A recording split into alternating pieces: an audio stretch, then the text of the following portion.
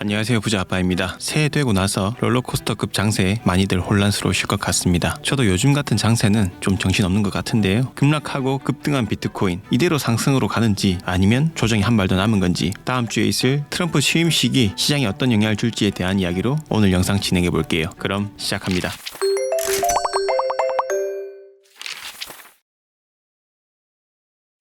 비트는 하락 후 시원하게 반등했습니다. 그러다 보니 이제 다시 상승으로 가는 건가, 이제부터 불장이 오는 건가 하면서 매수를 적극적으로 해야 하는 건 아니냐며 아래에서 진입하지 못했던 분들은 포모를 느끼는 것 같은데요. 일단 지금은 괜찮다고 말씀드리고 싶습니다. 왜냐면 아직 기회가 있을 수도 있다고 생각을 하기 때문이죠. 거래소 내 스테이블 코인 보유량을 보면 살짝 고개를 들면서 외부로 출금되는 양이 늘어나고 있는 걸 알 수 있습니다. 비트가 상승을 하고 있는데 거래소 내 스테이블 코인이 밖으로 유출되고 있다는 건 그렇게 좋은 움직임은 아닐 수 있어요. 왜냐면 스테이블 코인은 거래소 내에서 현금처럼 쓰이기 됐는데 이 현금들을 외부로 빠져나간다는 얘기는 현재 매수보다는 조금 관망을 하고 있다는 걸로도 해석할 수 있겠죠. 그래서 단기적으로는 좋은 신호가 아닐 수 있겠죠. 현재 비트코인 시장을 주도하고 있는 국가가 어디입니까? 잘 아시듯 미국입니다. 그러면 미국이나 시장을 주도하고 있는 다른 세력들이 이번 반등에 매수를 하고 있는지 아니면 파는지 가만히 있는지 보면 좀 더 시장을 분석하는 데 도움이 되겠죠. 코인베이스 프리미엄 지표를 보면 비트코인이 상승하고 있는데도 코인베이스 프리미엄은 여전히 음수에 위치해 있습니다. 즉 코인베이스의 매수세가 아직 살아나고 있지는 않다는 거죠. 최근 물량 변화를 보더라도 오히려 약간 줄었지 늘어나진 않았습니다. 그렇다는 얘기는 이번에 하락했을 때 매수에 개입하지 않았다는 이야기가 되겠죠.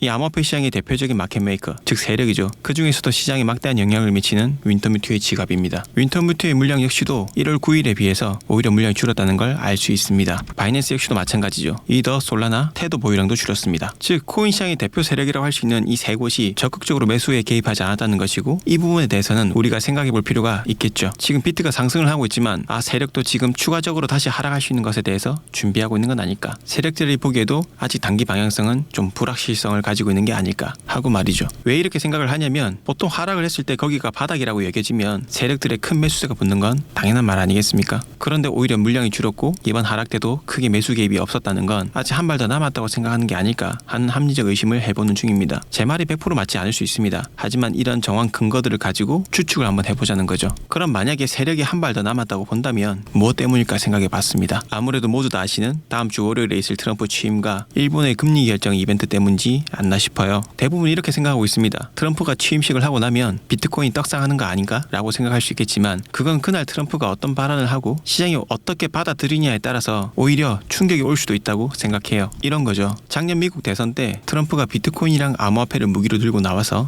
당선된 만큼 기관과 수많은 개인 투자자들의 기대가 정말 크죠. 그렇기 때문에 그 기대만큼 뭔가가 없다면 오히려 반대로 시장이 충격을 받을 수도 있지 않을까라는 해석을 해볼 수도 있을 것 같습니다. 그 내용 중에서 제가 조금 찝찝한 걸 한번 말씀드려보면요. 트럼프가 1월 22일 첫날에 바로 하겠다고 이야기한 공약은 41개입니다. 이를 위해 필요한 행정명령은 25개 이상이라고 미 언론들은 분석했는데요. 대통령 행정명령은 의회 입법 절차가 필요하지 않고 대통령의 서명 즉시 효력이 발생하는 만큼 첫날의 트럼프의 행보에 따라서 많은 영향이 있을 것으로 예상하고 있습니다. 그런데 제가 찝찝하다고 말씀드린 부분은 이 부분이에요. 러우 전쟁을 24시간 내에 종결시키겠다고 한 발언이 있었죠. 올해 벌써 4년째를 맞이하고 있는 러시아 우크라이나 전쟁을 24시간 만에 바로 종결시키려면 평화적인 방법으로 안 될 수 있잖아요. 그래서 이 방법이 뭔지에 대해서 정확히 알 수가 없기 때문에 저는 이 부분이 가장 큰 불확실성으로 작용한다고 생각하고 있습니다. 그런데 만약에 생각지도 못한 시장에 충격을 주시는 발언이 나오게 된다면 일시적인 하락이 나올 수 있는 가능성도 배제할 수가 없다는 거죠. 또한 1월 24일에는 일본의 금리 결정이 있습니다. 일본은 작년 7월 0.15% 금리를 인상한 이후에 3회 연속 금리를 동결해온 만큼 만약에 이번에 일본이 금리를 인상하게 된다면 이번에는 좀 더 충격이 올 수 있는 가능성이 클 수 있겠죠. 잠시 일본의 경제 상황을 살펴볼게요. 로이터 통신에 따르면 일본의 인플레이션은 4%대에 근접하고 있어서 다음 주에 금리 인상을 예상한다고 해요. 인플레이션이란 돈의 가치가 떨어지면서 물건과 서비스의 가격이 전반적으로 오른 현상을 말하죠. 즉 똑같은 돈으로 예전보다 살 수 있는 물건의 양이 적어졌다고 할 수 있어요. 2021년에는 짜장면 한 그릇에 4,220원이었죠. 하지만 2023년에는 6,361원입니다. 즉 만원으로 짜장면 두 그릇을 못 먹는다는 겁니다. 이처럼 같은 돈이지만 구매력이 떨어지는 걸 인플레이션이 상승한다라고 이해하시면 쉬워요. 즉 돈의 가치가 그만큼 떨어졌다라고 보는 거죠. 그런데 금리를 올리면 어떻게 되나요? 금리를 올리면 돈의 가치가 올라갑니다. 어느 정도 인플레이션을 억제할 수 있는 거죠. 그렇기 때문에 인플레이션이 높아지면 금리를 올려서 인플레이션을 억제하려는 움직임이 있을 수 있는 거죠. 상황이 이렇다 보니 일본의 높은 인플레이션을 누르기 위해서 금리를 인상할 수 있다는 있다는 전망이 나오고 있는 겁니다. 코로나 팬데믹 이후에 전 세계가 돈을 풀면서 인플레이션이 엄청나게 올랐고 그때 미국을 포함한 각 나라들이 금리를 끌어올려서 고금리 정책을 유지하면서 인플레이션을 완화시킨 것처럼요. 그런데 일본 금리가 왜 중요할까요? 미국 금리만 신경 쓰면 되는 거 아니야? 라고 생각하는 분들이 많이 계실 것 같아서 간단히 설명드릴게요. 일본이 오랫동안 저금리 정책을 유지하면서 일본의 자금이 전 세계로 나가 투자되어 있는데 이거를 엔캐리 트레이드라고 하죠. 즉 싼 이자로 돈을 빌려서 더 큰 수익을 낼 수 있는데 투자하고 그 차익을 수익으로 가져오는 걸 엔캐리 트레이드라고 하면 이해가 쉽습니다. 그런데 일본이 금리를 높이게 되면 이 엔캐리 자금들이 회수될 가능성이 있어요. 이거를 간단히 엔캐리 청산이라고 합니다. 작년 8월 5일 있었던 전 세계 자산시장 폭락이 이 엔캐리 청산 때문에 발생한 일이었죠. 그래서 일본이 금리 인상을 하게 되면 엔캐리 청산의 우려 때문에 기관이나 투자자들 모두가 신경 쓰고 있는 거라고 이해하시면 될 듯합니다. 그리고 1월 말에 있을 미국의 금리 결정에서 기준금리를 동결할 확률이 굉장히 높아지고 있는 것도 시장에 불확실성을 주는데 한몫했겠죠. 물론 이건 단기적인 거예요. 이후 흐름을 보면 괜찮습니다. 이제부터 조금 좋은 얘기를 해볼 건데요. 블룸버그 기사에 따르면 트럼프가 암호화폐를 국가 우선순위로 지정할 계획이라고 합니다. 자, 그럼 이 내용을 바탕으로 다음 주 트럼프 취임식 이야기를 좀 해볼게요. 우선 트럼프는 SAB 121 규정을 폐지한다는 예측이 나오고 있습니다. 일단 결론부터 말씀드리자면 SAB 121 규정이 폐지되면 호재입니다. 워싱턴 포스트의 보도를 인용해서 본문 내용을 보시면 트럼프는 가상자산을 보유한 은행이 이를 부채로 간주하도록 요구하는 가상자산 회계 정책 SAB 121을 폐지할 것으로 예상된다 라고 전했다고 합니다. 이게 폐지가 되면 어떻게 되냐? 전통 금융기관의 가상자산 보유가 허용되니까 이 시장이 활성화되고 커지는데 훨씬 더 좋은 영향을 줄 수 있겠죠. 이 법안에 대해서 조금 더 자세히 말씀드리면 SAB 121은 미국의 SEC가 만든 규정으로 코인 거래소나 은행 같은 기업들이 고객의 암호화폐를 어떻게 기록하고 관리해야 하는지 정한 규칙이에요. 쉽게 말하면 고객이 맡긴 코인을 어떻게 처리하고 그와 관련된 위험을 어떻게 공개할지에 대한 설명서라고 볼 수 있습니다. 단순히 이렇게 보면 이 규정은 반드시 필요한 규정 같아 보이잖아요. 하지만 앞에 기사에서 말씀드린 것처럼 고객이 보관을 맡긴 암호화폐 자산도 기업의 대차대조표, 즉 자산과 부채에 포함해야 한다고 규정합니다. 그런데 문제점은 고객 자산이 기업 자산으로 간주되면 대차대조표상 총 자산과 부채 규모가 급격히 증가하게 됩니다. 그래서 정리를 해보자면 SAB